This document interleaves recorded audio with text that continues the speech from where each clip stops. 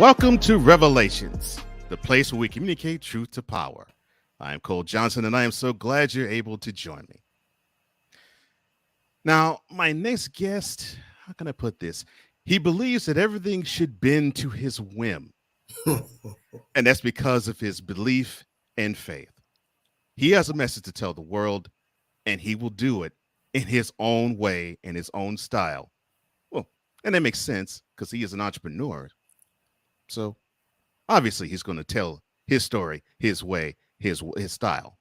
Ladies and gentlemen, I give to you 1/4 of the Queen 3 and King podcast, 1/4 of the Forecast, and the creative services director of the BS3 network, King Doc, aka Ivan Dawkins. And this is his revelation.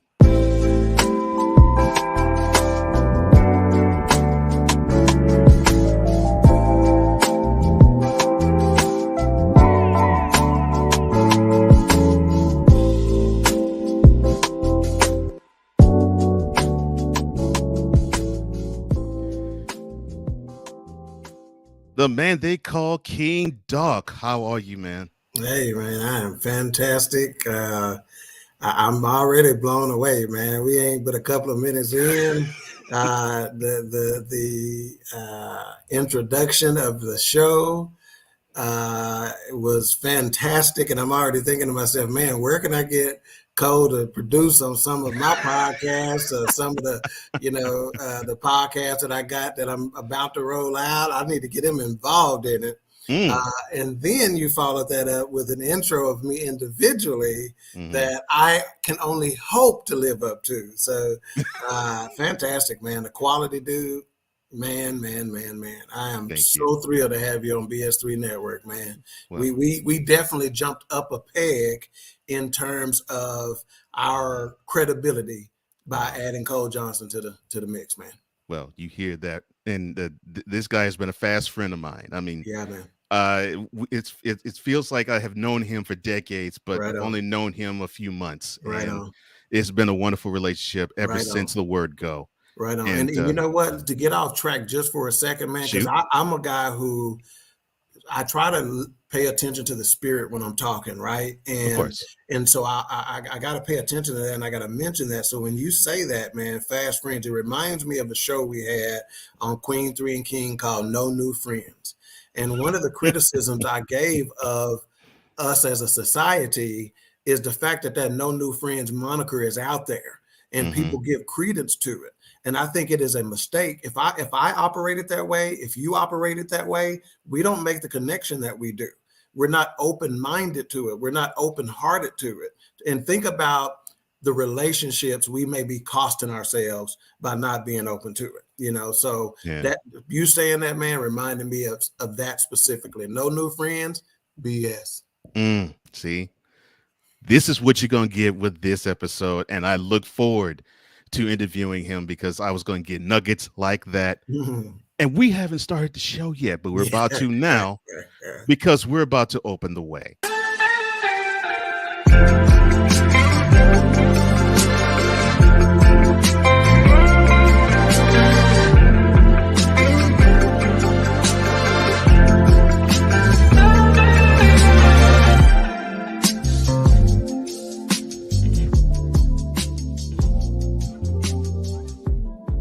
Now, when I say open the way, it is a way of conversation starting when vulnerability enters the room, because that's what conversations really are. Okay, so let me see if I get this straight. You were born in Garland. You call Forney your home now, Forney. Yeah. But for those who are unaware, both those suburbs, towns, are in the Metroplex area.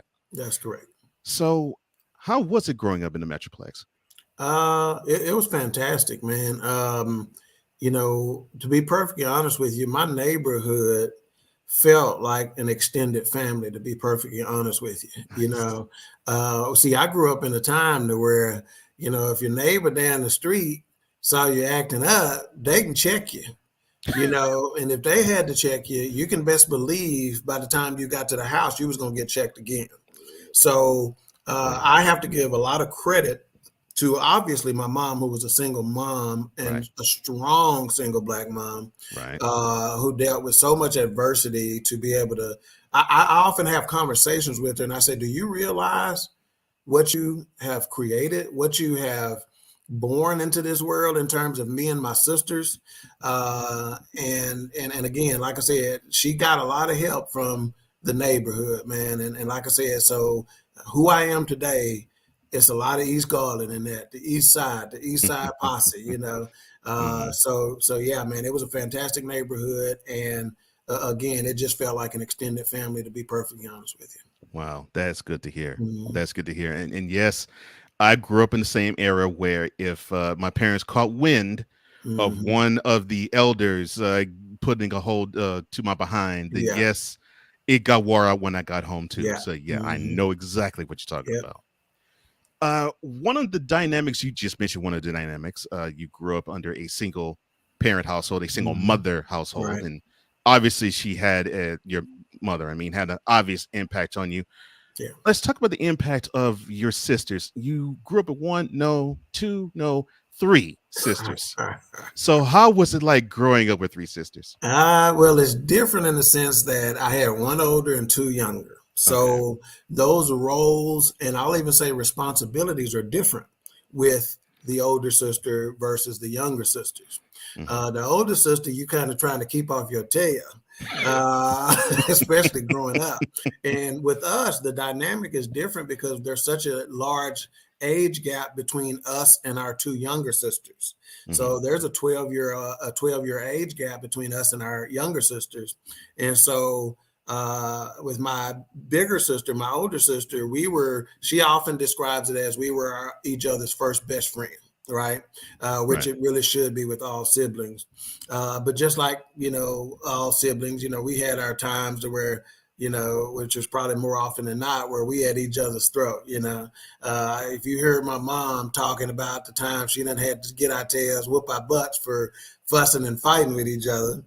But my little sisters, there's truly a big brother feel, and Hmm. I think that what the age gap contributed to that being as authentic and as traditional as you could imagine, because when my sister right under me was 5 years old, I was right at 16 or 17 as a junior and senior in high school, getting all the accolades from sports and then getting into the military and then so I had a lot of publicity from the family at that time. So it allowed me to grow in terms of folklore in her mind, because she's like, that's my big brother, Right. Right. Right. and so I saw that at an early age, and I really tried to continue that on through adulthood. Another aspect of having a mom and three sisters Hmm. is that I'm the kind of dude who I'm man enough to go get a manicure and pedicure. They told me often, don't no woman want no man, no rusty foot tail man or no rusty hand man laying up in the bed with them. Make sure you take care of your hands and feet. So I'm the kind of dude who will do that. I'm gonna get a manicure, pedicure once a Oh. month. I'm gonna get a haircut every week. I'm gonna keep clean drawers as best as I can. So again, having a mom and three sisters definitely has had an impact on my life, and it has allowed me to stay in touch with my feminine energy. And I Okay. told somebody just a couple of weeks ago, I said, staying in your feminine energy is such power, being in touch with it is such power that you can't tap into in your male energy, in your masculine energy. It just does not happen.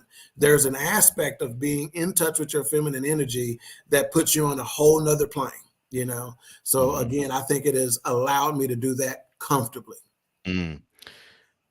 See, it's funny you mentioned feminine energy. So I was only child. However, Mm-hmm. whenever I would visit my family in New Orleans, because I grew up in Mm-hmm. Houston, Oh, as okay. you know, uh, I was around so many women. Mm-hmm. My grandmother had five sisters, Wow. Yep. and many of them had a lot of daughters themselves. So of course, those were second cousins, Right. and the feminine energy was absolutely off the charts. Mm-hmm. And when I was younger, I had an understanding of, okay, I know this energy is a bit different. I'm not sure how I can quantify it Yeah. yet. Yeah. As I got older, I understood how Wow. it would Yeah. benefit me. Uh-huh. Yeah, and I'm being from Nolans. Hmm. You know that I would imagine that all of those females were had a strength about them. You Oh. know, there's a certain strength that comes from simply being in a particular region that Hmm. was necessary. Right. It was necessary for survival, Hmm. let alone to thrive. So Right. I could imagine what that feminine energy meant to you. Oh gosh, it means still a lot. So Mhm. we see, look at that. We connect right there. Yeah. Yeah, and my mom had six sisters and three brothers, so See, she comes from a group of 10 siblings. So we have a very large family. Let's just say that. right. Well, okay. Well, speaking about your mother, so you, I believe that this is like a softball question to you. Mhm. In your upbringing, it sounds like she was extremely important, but how important was your mother uh, growing up? Um, I mean, I can't imagine obviously life without her. You know, we Right. unfortunately are exposed in this life to so many people who have lived their lives, who have grown up, whether it be in foster care or being raised by a grandmother or whatever the case may be. I could not imagine that, you know. And Yeah. even though, you know, she was strict, you know, Hmm. in fact, my mom was the disciplinarian for a lot of my cousins, you know, Mm. which were the children of her sisters and brothers, because she, you know, that she just didn't play that, you know. And I remember, you know, getting at about age 25 or so, somewhere between 25 and 27, and I Hmm. called her and I said, I understand. You know, Mm. I didn't get it at first, and you know, I didn't like, you know, getting my tail whooped, but I understood and I get it, and I'm glad that that's the case, you know, and I think it prepared me for the world, you know, because the world is, man, the world is rough and tumble, and you know that dog eat dog world kind of saying that's out there, that cliche that's out there, it's cliche for a reason. So again, I couldn't imagine, you know, my life without being raised by my mom and the impact that she made on my life. So, I mean, it's unfathomable.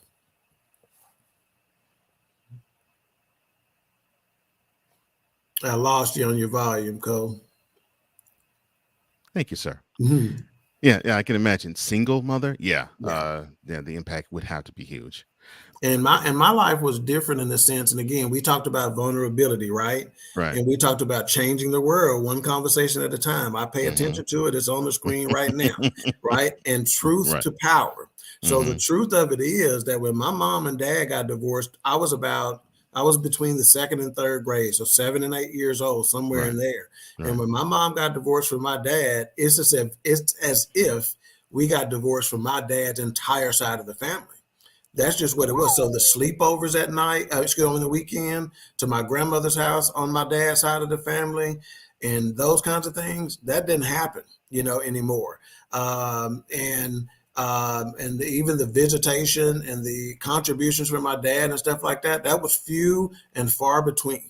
So again, uh, a lot of people would take that sort of thing and may use it as an excuse to and not reach their full potential, let's just say, to put it mildly. And I took it just the opposite and said that that is absolutely not how I'm going to be. And Right. my kids will definitely get the best dad that I can possibly be. Yeah, we'll definitely talk about that a little You later. Uh, all right, let's have a little bit of fun. know? So, I grew up in Texas just like you, and Mhm. I know I heard a lot of misnomers and misconceptions. W- what is or what are the common misconceptions of others?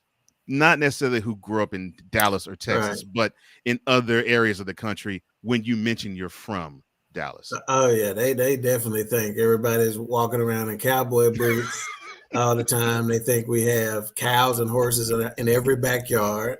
Right. Still, you know, and Yes. then of course they think racism runs rampant. Wow. And what's funny is that one of my co-host on the forecast, which is Mhm. H-Rap out of Chicago, he lives in Chicago, and he came here almost a year ago, just a little bit of over a year ago for last Juneteenth. Right. And we got off the airport, and I immediately took him to a barbecue restaurant. One of my buddies owns that I used to go to church with. Mhm. And when we were there in line waiting to go order our food, another guy I used to go to church with, who's a retired police officer, was there. And I yelled at him across the restaurant and said, "You lucky I didn't know you was in here. Don't I have brought my pistol with me?" Oh And he man. laughed and he goes, "That's all right. I got two with me." So, you know, and nobody in the restaurant reacted, and that floored him. Uh-huh. And it was such a diverse crowd in there. And he's like, "Man," he goes, "number one, I couldn't say that in Chicago." And he goes, "And number two," he goes, "we're not gonna have such diversity in a black-owned barbecue restaurant as we did there." He goes, "There are so many different types of people in there." And that entire weekend, he was floored by how nice the population of Texas was to him, and it was Mhm. contrary to what he had been told. So I think racism running rampant is probably the biggest of all. Mm. Yeah. But And we're big sports guys. So one of the right. things you notice when you're watching a game on Fox, what are they Mhm. going to show? They're going to show the cow town. They're going to show the Mhm. stockyards. They're Right. going to show, that's the stuff they show, Right. so they perpetuate that thought Mhm. process.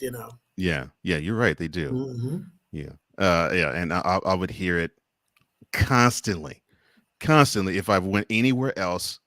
It'd be like, you must go to go from house to your job on horseback. Yeah. What?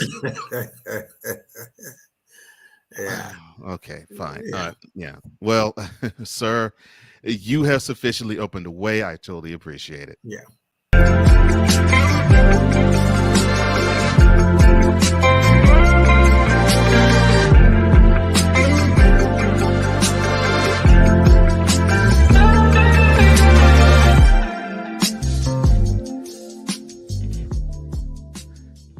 Entrepreneur, podcaster, well, video, I guess you could say video programmer as well. Ivan Dawkins joins me here on Revelations, and he's officially opened the way. And considering this guy is all about prosperity, it just seems to pour out of his pores. I think it's time for us to take that walk across the bridge to prosperity.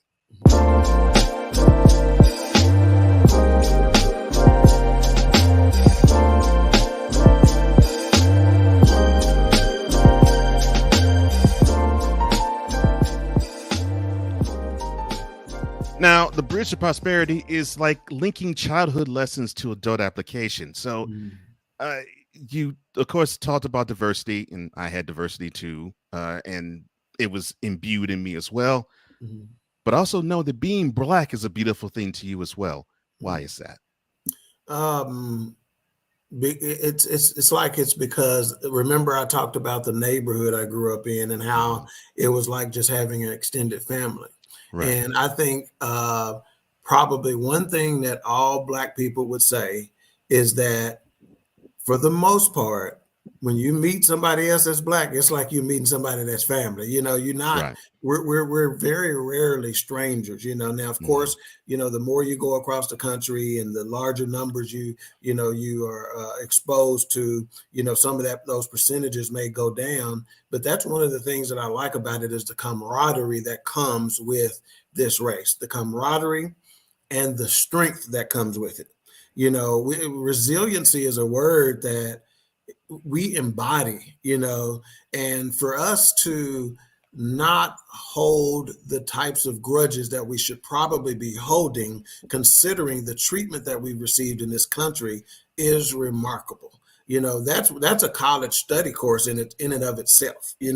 Is why are we not as bitter as we probably should be? Mm.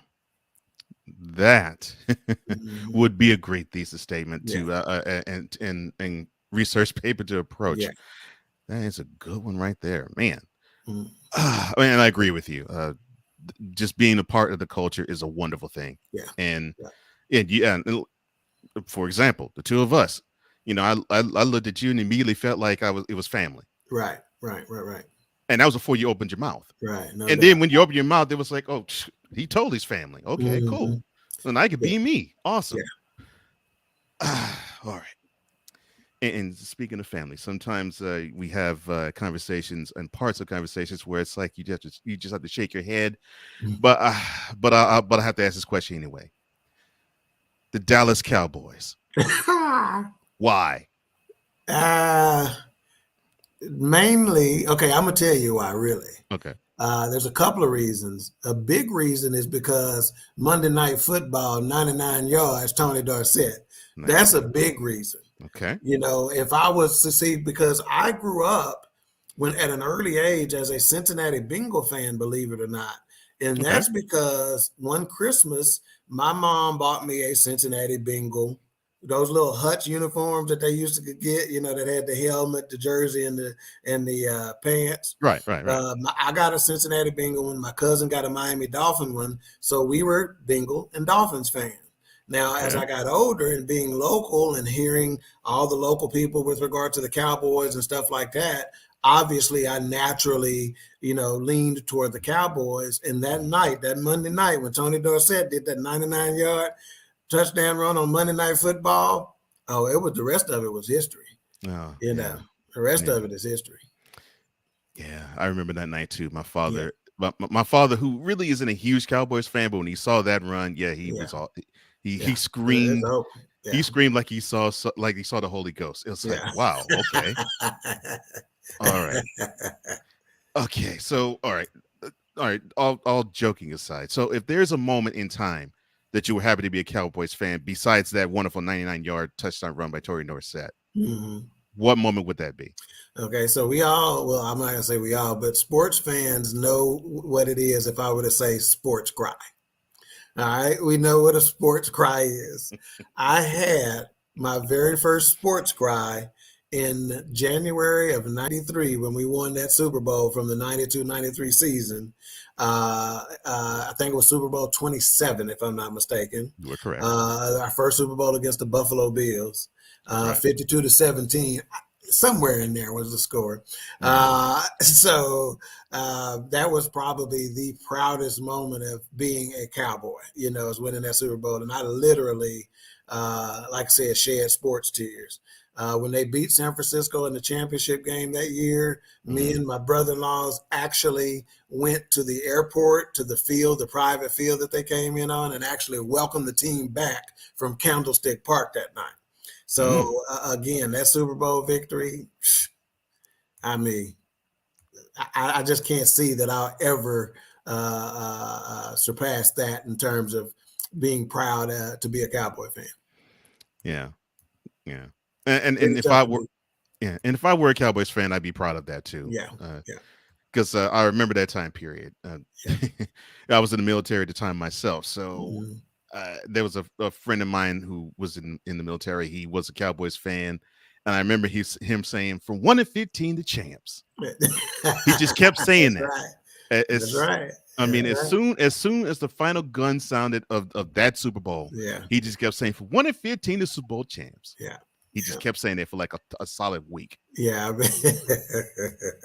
Oh man. Okay, Yeah, I so wasn't too long out of the military. Well, I was still in the military at the time. I was just a reservist then mhm, because I'd already completed my basic and advanced individualized training. So, okay. um, Okay, so well, let's touch on that for a second. What made you want to enlist? I didn't want to go to college. I was Mm, already through with school. I was a great student. You know, I was mhm, always an A and B student. But I knew college just wasn't, I just didn't have any interest in going to college, you know. mm, And so, you know, when the military was presented to me as an option, which was actually at the beginning of my senior year, it was presented. So I actually started going to weekend drills as a senior in high school. So when I got to basic training, I was actually a leg up on, you know, some of my peers, and actually started assuming leadership positions such as squad leader in right. basic training and assistant platoon guide in advanced individualized training, or AIT. Right. So it just was attractive to me. I was young enough at the time when I signed up for it because I think I just turned 17. I graduated at 17 years old from high school as opposed to 18. Because Mm-hmm. back when I was, 4 years old, you could actually start school based on how Mm-hmm. my birthday lined up, which was in October. Right. So yeah, my mom had to sign off on it, and again, I think it was one of the best decisions I've ever made. Period. Mm. Mm. Yeah. Wow. So that though now that makes sense because Mhm. one of the things that I've seen about you is you have a disciplined spirit about you. No doubt. Now I see how it was No doubt. shaped. I think it was forged and formed in your home, and then it was Hmm. shaped when you were in the military. That is exactly right. That's why when I got to basic training and whatnot, drill sergeants weren't anything to me because I'm like, you ain't met my mama. Shit, you ain't, matter of fact, drill sergeant had to pull me aside and say, look, man, when we checking other folks, quit laughing, because that's what I would do. I would laugh because of their reaction to it, and I'm like, dude, you should have grew up in my house. We get this all the time. This ain't nothing, So if a drill sergeant would start yelling in my face or something like that, I'd probably crack up, man. So yeah, Mm. so I was disciplined already, but the military definitely reinforced what my mom had already started. Oh my gosh, it's Yeah. you're speaking about that because yeah, my father was that way with me. Mhm. So the hardest time I ever had when I was in the military, it was basic. We came from reception and we got to our barracks, and then we hear the drill sergeant say, "You got 30 seconds to get off my bus, and 29 of them have been used up." Yeah. I had the hardest time stifling my laughter. Yeah. Yeah. I'm like, oh my gosh, all this, Yeah. and all I was thinking because my father was in the Navy, and all I was thinking was all these stories that my father taught to me about was true. Right. Yep. Oh my Yep. gosh, they get down, But okay, yeah. but it's funny. Yeah, it is. But some of the other guys, their reaction, man, was like it was the first time anybody had spoken to them like that in their entire life. Right, And they were literally trembling, man. You could right, literally see these guys trembling at right. the drill sergeant talking. So Hmm. yeah, it was a blast to me. It was Yeah. funny from day one. Oh my gosh. Well, thank you for your service, sir. I Oh totally yeah, appreciate that. likewise. Likewise. Thank you, thank you, thank you. You mentioned in the last segment that well, that you carry the energy of being a father. I know you are one. Mhm. So explain how much that designation has shaped the man that we see today. Oh man, it grew me up so much. I started early. My high school sweetheart got pregnant with twin boys when I was a senior in high school. Twin Okay. boys. Wow. Yeah, Okay. twins. So I turned 18 less than 30 days before they were born. Mm, So I turned 18 and about uh, 24 days later, they were born. wow. So needless to say, I had to grow up fast. That was another Right. reason why the military became a very good Hmm. option because it helped me to provide for them, right? Right. And knowing, if anybody who's a parent out there, especially men, not to take away anything from a mom becoming a parent, but when a man becomes a parent, especially the boys, your disposition, you can't help but change your disposition. It changes you. Yeah. And so, like I said, it made me want to be better than I had been exposed to say the least. Twin boys at Mhm. 18. At 18, there's a One. picture. In fact, I put it on Facebook. I'll show you one day if I can pull it up. But I was sitting on the couch at my mom's house, and I had one twin on the left and one twin on the right. And I think they were about 5 or 6 months old at the time. And Hmm. the look on my face was like, oh, the look on my face. Now, again, I didn't know that was the look on my face at the time. But when I look back at it, that look was like, what the hell? Yeah. What did I get myself into? Yeah, what the hell? But I wouldn't change it for the world, man, at I know. all. And you know, a happy ending, which is not an ending yet. But Right. these same boys that were born to a 17-year-old and a 16-year-old Hmm. went on to graduate from their high schools as valedictorian and Mm. number three in their class, get scholarships to Purdue University, and graduate from Purdue University with degrees. So It's when they did that, see, you asked how did fatherhood shape me, but those boys were an inspiration to me and basically have allowed me to give the message to other kids out there that your environment is not a dictator of what you do well and what you don't do well, whether you succeed or not succeed in life. Is it a factor? Sure, but it is not a dictator of that.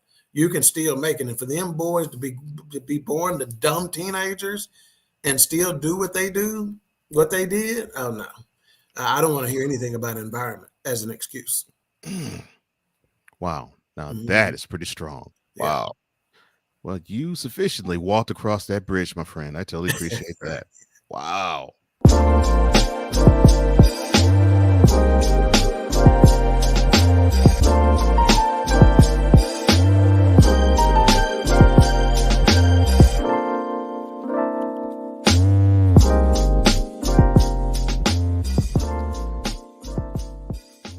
Podcaster, YouTuber, I guess you could say content creator, and the man they call Coach T.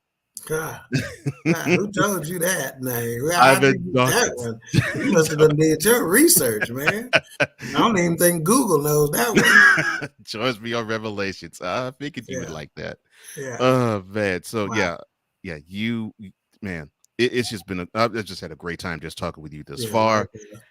And the times are going to continue to be good because we are now going to get behind the purpose as to why you are who you are.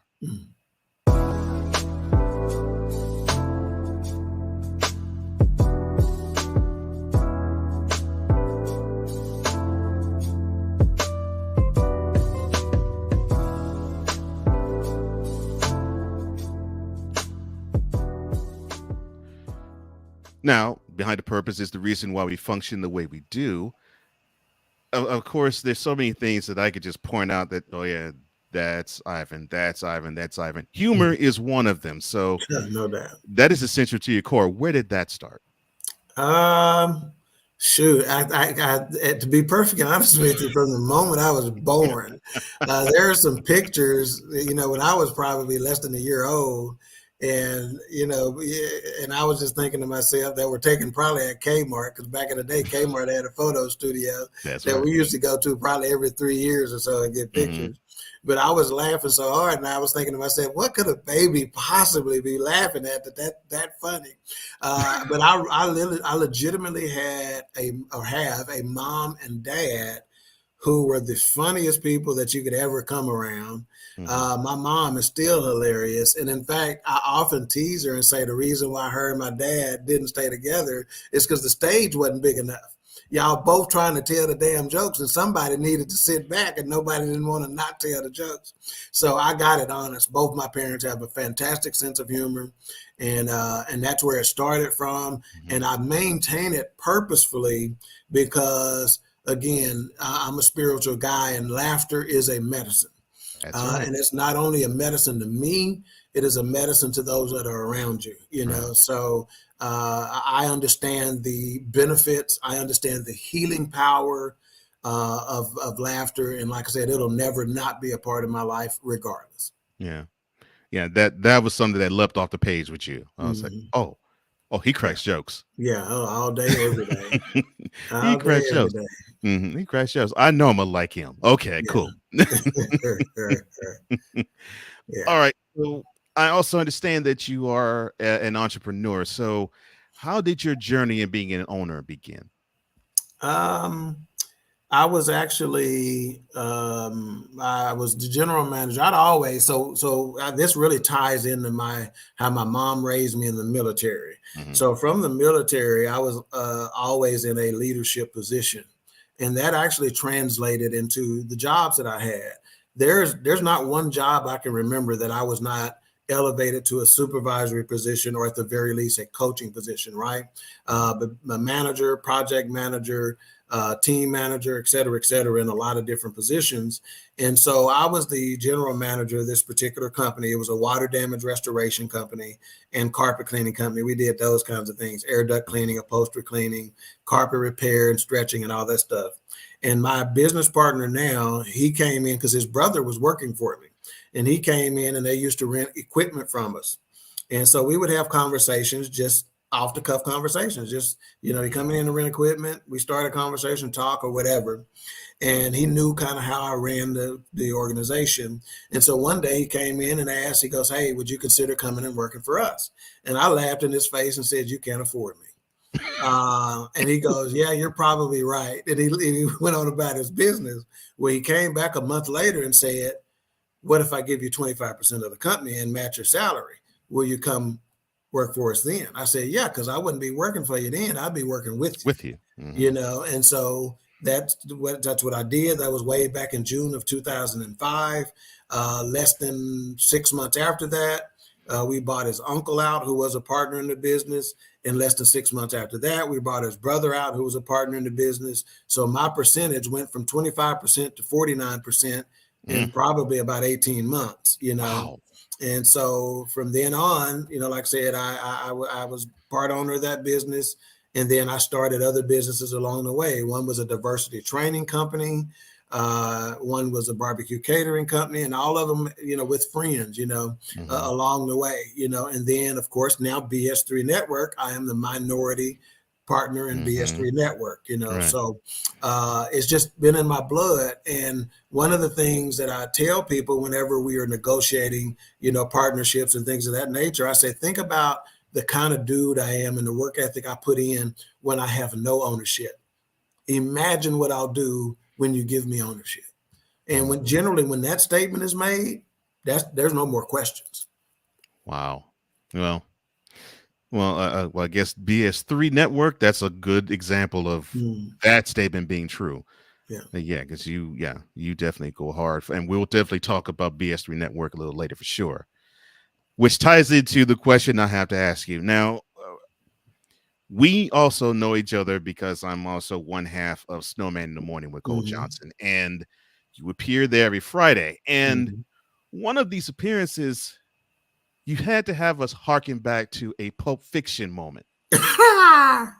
So you make no apologies about being a BMF. Now, for those who don't know, BMF is bad mother. So the Samuel L. Jackson character in Pulp Fiction had that stitched on his wallet, and then Ivan showed that he had it stitched to his. Yeah. Who gave you the strength to believe so much in yourself? Again, I live a spiritual life, man, and I just kind of take things that are spiritual and I put them into practical application, So there's a scripture. And again, I'm not the kind of dude who's going to be able to quote you a scripture and say, that's Jeremiah 29:11, or that's Proverbs 27:17, or that's, while we know all those popular ones, I'm not going to be able to go in depth with all the scriptures and the tenets of the Bible, right? But I know the concepts. And there's one that says that these signs shall follow them that believe. And it talks about the power that you have, right? I'll set that aside. Then in the beginning, whenever he gave us dominion, I take dominion seriously. Okay. I'm somebody who's owned horses. When I used to go out and ride my horses, I used to talk to them and say, I have dominion. You're going to act right during this entire ride. You're not going to get jumpy. You're not going to get antsy. Everything's going to go well. We're going to go safe. We're going to have a good time. I'm not going to be too hard on you. You're not going to be too hard on me. So again, I take that power and dominion seriously. And I just so happen to need a reminder every now and then. So what better reminder to have than to have it on your wallet? So every day I reach for my wallet and I put it in, I know what that wallet said. And that's just, I'm a bad MFer. So, that's it. And again, in addition to that, I am someone who is so we talked about success earlier, prosperity. Right. If somebody came and asked me, what is the key to your success? The key to my success is being giving and forgiving. See, before that, I had always been successful. Remember, I said from the time I was in the military at age 17, I was getting positions of leadership, and success was something that I was used to experiencing. But that success was limited until I became a giver and a forgiver. So as soon as I exercised those spiritual nuggets, those spiritual guidelines, and start being giving and forgiving, my success went to a completely different level, and now I look for those opportunities. When somebody does me wrong, thank you, Lord. That's another opportunity. Not only am I going to forgive you, but I'm probably going to bless you with something, Right. So again, being forgiving and giving, that gives me all the power that I need. Wow. Simple as that. Now that's a Yeah, I'm word not right gonna give there. somebody the power to do something to me, and I'm gonna hold a grudge, and that's gonna be on my mind for the Right. next 18 months or 2 years or 4 years, and and Hmm. and and I can't, no, that's a distraction. I'm Yeah. gonna forgive you, I'm gonna bless you, and it's gonna confuse the hell out of you because it doesn't make sense. Wait a Right. minute, I know because you know what you did to me, but I'm gonna Hmm. still bless your game. Right. Because guess what? That blesses mine. And when you steal from Right. me, you guaranteed that I'm gonna get. Hey, Even more. I'm gonna get 7 times what you stole from me. So Hmm. please enjoy it, Nicole. I'm gonna tell you something that you wouldn't believe. Hmm. I had somebody steal an iPad from me. Oh I know they man. had stolen it. Well, guess what? I had 2 covers that went to that iPad. One of them with a built-in keyboard. Guess what I did? I sent those covers to that individual. If you're gonna steal from me, you need all of it. Have it all. Get the full benefit of what you stole. So imagine when they got it in the mail, what they were thinking. And I never spoke a word once. I never said one thing to them about Oh my gosh. it. Yeah. Yeah. You're forgiven. That So is. much so I'm gonna give you something else to go with it. Oh my gosh. Now that is something Yeah, else. That is definitely the power of forgiveness. yeah, And people always ask me, well, why should I forgive? Well, you don't want to have that poison anymore in you. yeah. You get that they have the power when you don't, man. Right. Yeah. Simple as that. Yeah. And it's like, so yeah, being unforgiving basically is you swallowing the poison, but you hoping they suffer. What the Mhm. heck is that? Yeah, doesn't make any sense. No, no. Man, you're dovetailing exactly where I wanted you to go. So as you have heard and you've seen, and as you've expressed, sir, you were unapologetic in your faith. Mhm. And No you doubt. described a little bit of your walk with Christ, but go a little further. So describe your walk with Christ and how you arrived here. Well, I started earlier. Of course, a lot of the Black community is a community of believers, right? Whether that's Christianity, whether that's Islam, whatever the case may be, we're a community of believers at the end of the day, for the most part. My family Hmm. was no different. We had to go to church every Sunday. It wasn't a choice. We're at church every Friday night for choir rehearsal, et cetera, et cetera. So at age about 12 or 13 years old at church, whenever they did, we're opening arms of the church and they put those 2 little chairs out. I went up there on my own. I was moved to do so, right? Right. However, from that age, from the age of 12 to 25, I wasn't living the quote unquote Christian life. I was still doing the dirt, right? Hmm. Remember, I had a girlfriend pregnant at 17. Right. So, however, the word says if you train up a child in the way that they should go, they should never depart for it. They'll return to it, right? And Exactly. so as I became an adult, had more children, got married, et cetera, et cetera, I got back into the church. And when I got back into the church, that's when, from a spiritual a maturity standpoint, that's the word, that's the phrase that I'm looking for, Right. spiritual maturity standpoint, it increased tenfold. And that's Hmm. where the giving and the forgiving and my faith is so stupid, it's not even funny. My faith, I know, makes me look crazy when I say certain things, whenever I react in certain ways. It's because I serve a huge God and I do not put limits on him. It's as simple as that. I don't, you know. And so, like I said, sometimes when I say something, when I claim something or proclaim something, I understand it looks crazy.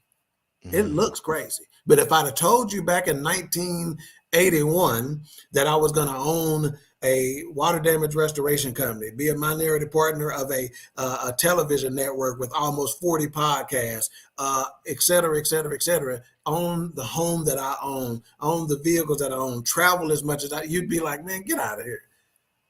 You live in East Garland, in that house, in that neighborhood. Your mama's mortgage is $176 a month.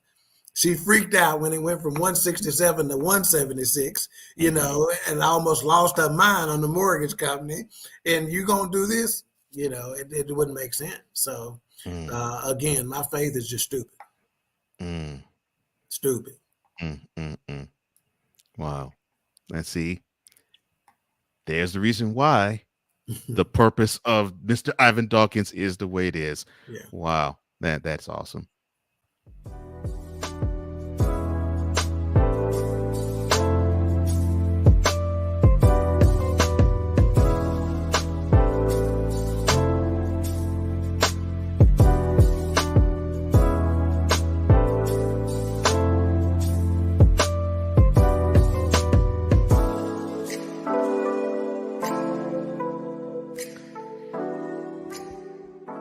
Entrepreneur, podcaster, and television executive Ivan Dawkins joins me here on Revelations.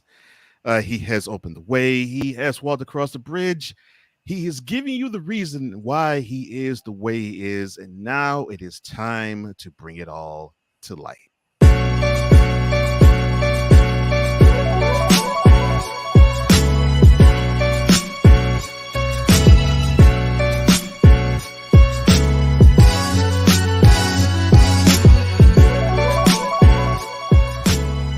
Now, in bringing the light, we all shine in a unique way.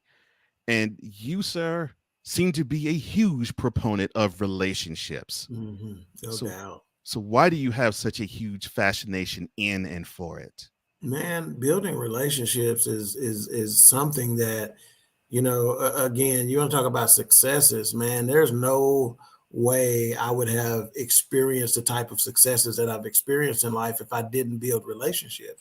Again, my business partner in the water damage restoration business, we built a relationship without even thinking about building a relationship. Remember, he used to come in and rent equipment. We would just have conversations. Me and Ben, we built a relationship because Ben's wife used to work for me. They came to visit church one day. I took Ben under my wing and say, because it's a big church, this is a mega church, and I know how daunting it could be to try to incorporate yourself into that ministry. So I'm like, I'm gonna help you do it, So building relationships is, if you can't do that in life, you're gonna limit your success. Simple as that. Wow. Simple as that. I'm so passionate about building relationships, man. I really have thought several times about teaching a course on it, because I think it's as important as managing money, learning how to drive, getting whatever education you think. You can go have a master's degree, a PhD, and not know how to build relationships, and you're going to limit your success.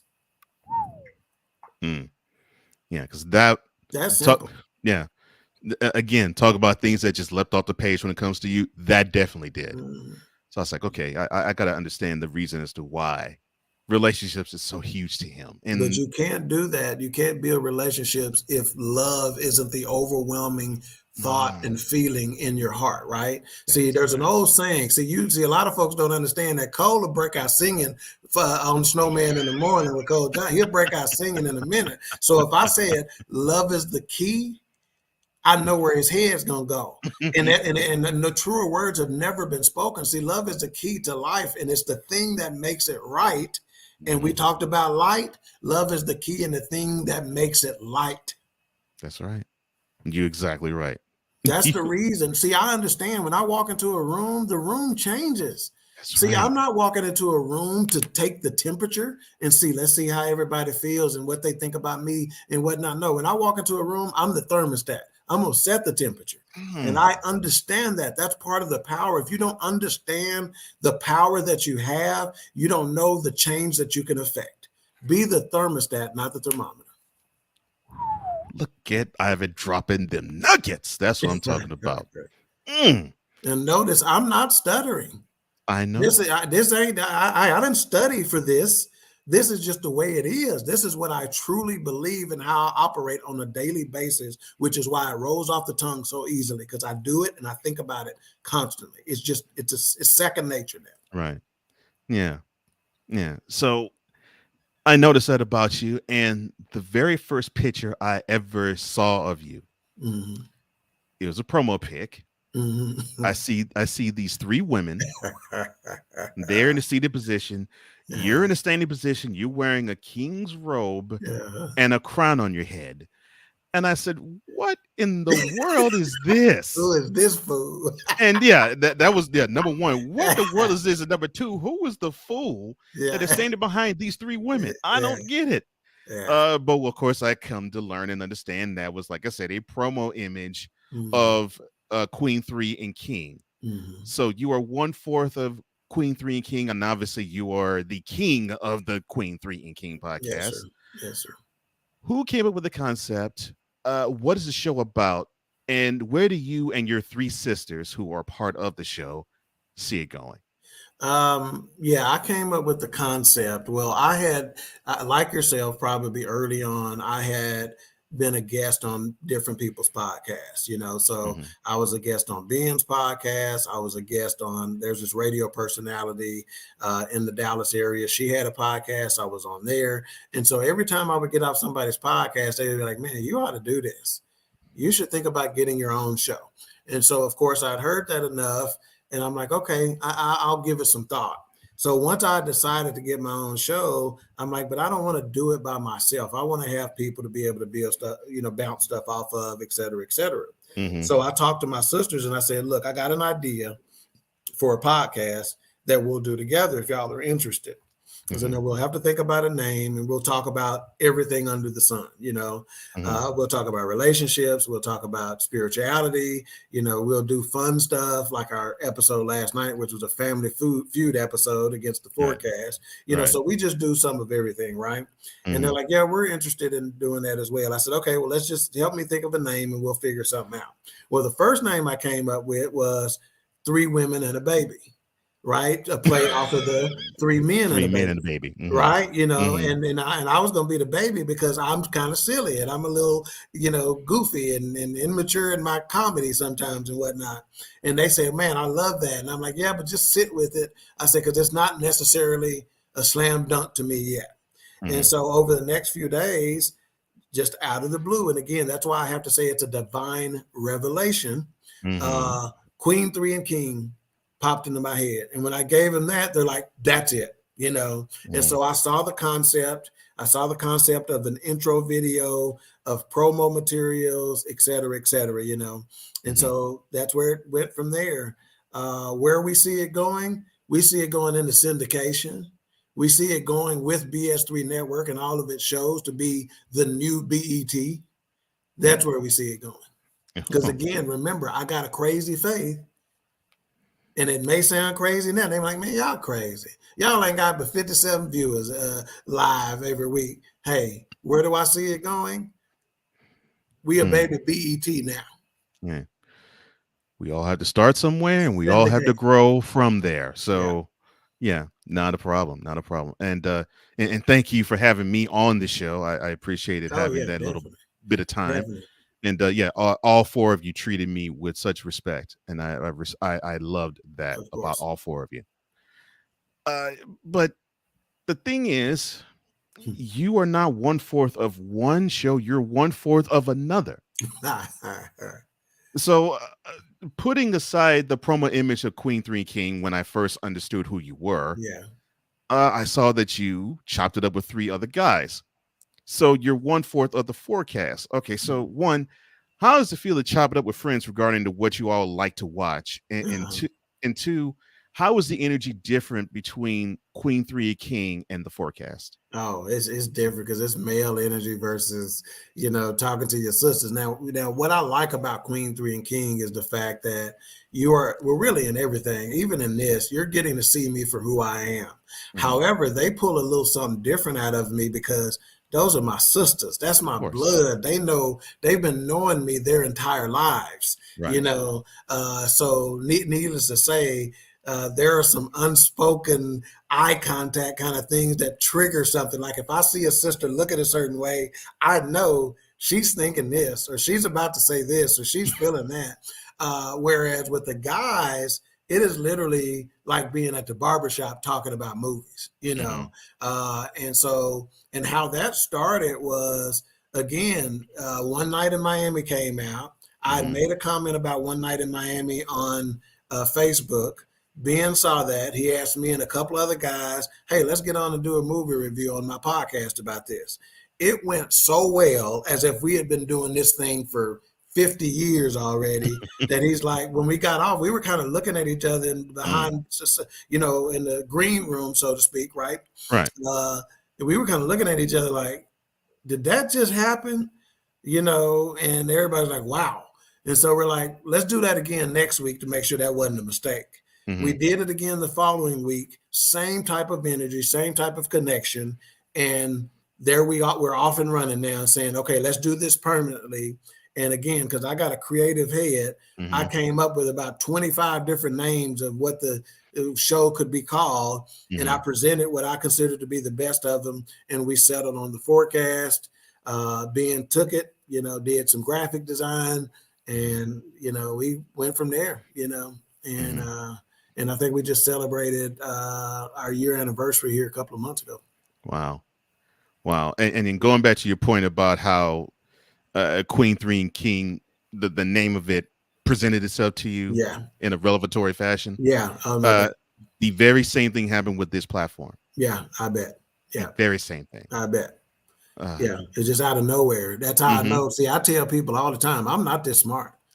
How do you know I operate from a spiritual standpoint? Listen to what I'm saying. I'm not that smart. Right. That's how you know I didn't get it from me. Again, I'm some guy who I was a AB student in high school, and that's it. I took some hours at community college. That's it. So again, do I consider myself to be of above average intelligence? Most definitely. But the things I come up with, I don't come up with them. Right. I just open my mouth, and see, that's another thing. The word says, open your mouth and I'll give you the words. So I just open my mouth. And guess what? In order to open your mouth, you got to first open your mind. You got to open your heart to receive what is being given to you. That's right. That 100, bro. And 100. You can't be scared to say it. No. Because there's going to be some crazy stuff sometimes. Oh, yeah. I can go on about how this platform can be in terms of how crazy in faith this is. So I totally understand what you mean. Now, you have mentioned BS3 Network, and so have I. You have mentioned Ben Sutter III, who is a good friend of mine, and he's a good friend of yours, obviously. Yeah. How did the BS3 Network connection happen?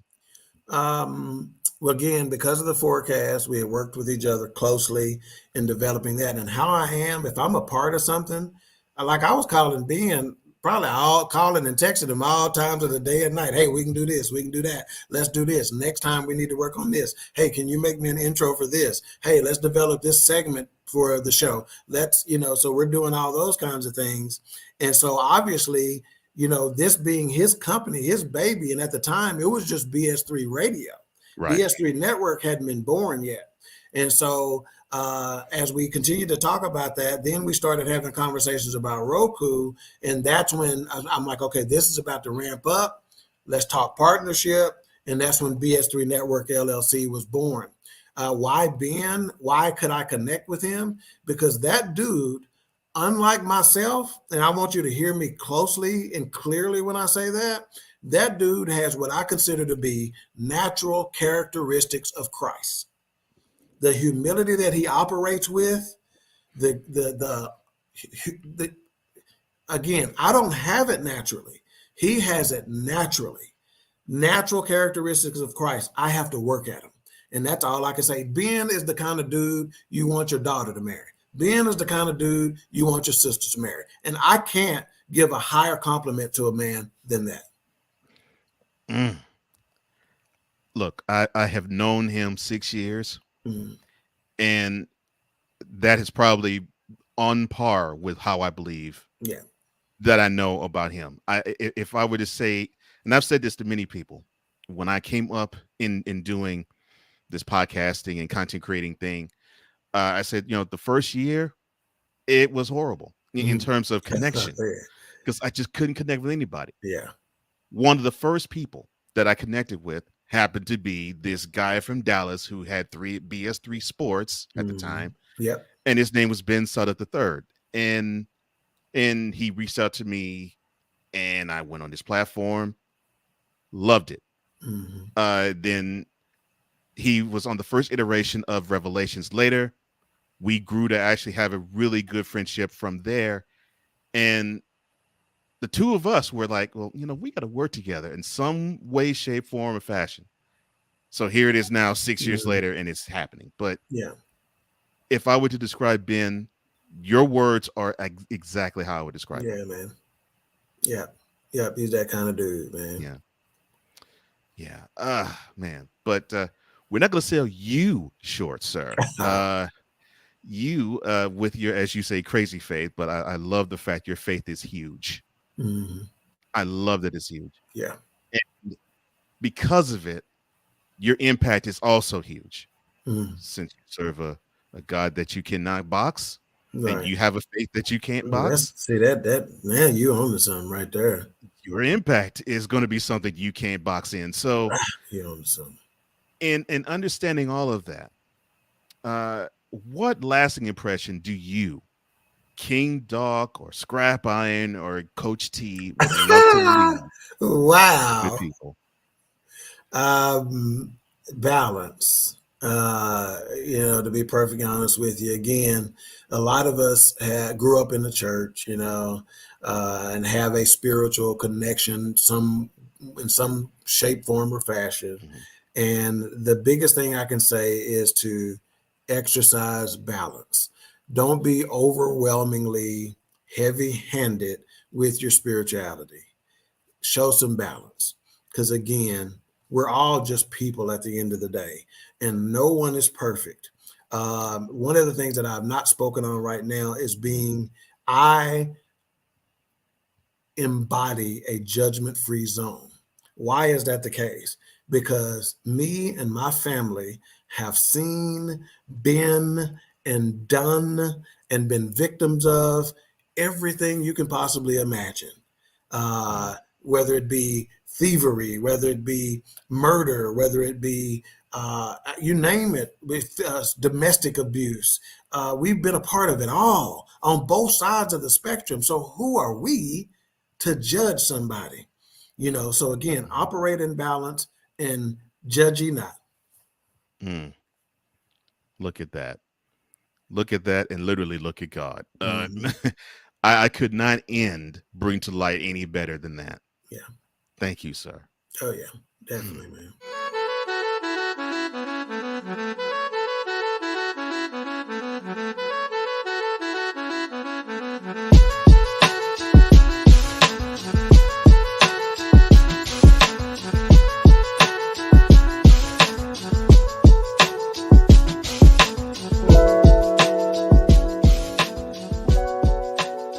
Entrepreneur, podcaster, television executive, and all around good guy, and a man of God for Mm-hmm. real. Oh yeah. One Mr. Ivan Dawkins joining me here on Revelations. And it is time to introduce what we call plug tuning. And yes, it is in ode and in nod to De La Soul. This is where Mm. the guest gets to do whatever he or she desires. In this case, it's he desires to want to show the world and tell the world. So the platform is yours, sir. Plug whatever it is you'd want. Plug. Okay, so I gotta do this just simply because I gotta do this, right? But BS3 Network, I'm not gonna plug any necessarily individual shows that I'm a part of, which are a couple, and of course I make appearances on, quite a few that are on the network. But what I'm gonna say is that one of the things that makes BS3 Network, and a network and programming that I think you should give some of your time to, is because we're made up of good people. BS3 Network, that is one of the first requirements to being a podcaster or a show host or talent on BS3 Network, is that you're a good person, you're a good individual. So again, based on that, BS3 Network has all types of programming, from sports to relationship to spirituality. You name it, you can get it on BS3 network. And so that's what I would plug, is BS3 Network. We're on Roku. You can go to Roku TV, add channel, download BS3 TV, check out some of our programming. Marriage is real. Life Happens, Standing on the Word on Sunday mornings, Overcomers Empowerment Ministry on Sunday mornings. There's so many. Man Talk Mondays on Monday, Snowman in the Morning, every morning. There's something for everybody. So again, that's what I would do. I wouldn't plug myself as an individual, but the network as a whole. And again, I think because of the type of people we are and what type of heart we operate with, we are deserving of some of your time. And I don't know that every network can say that. Wow. Now, will you ever hear a television executive say that about his own network or her own network? I think not. Wow.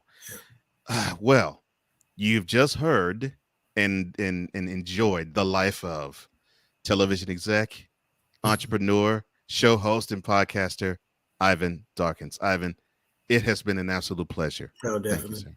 Definitely been a blessing to me too, man. I appreciate you for having me on. No problem.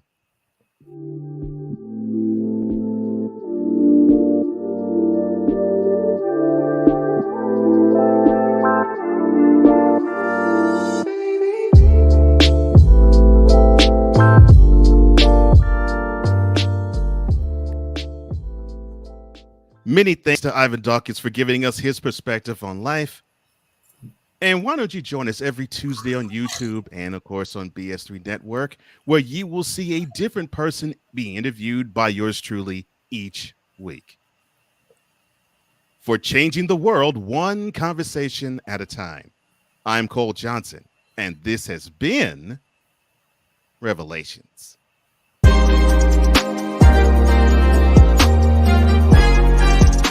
Thank you for tuning into Revelations.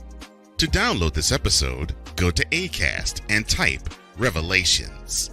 For apparel, go to Spring and type Revelations. Music by Lakey Inspired.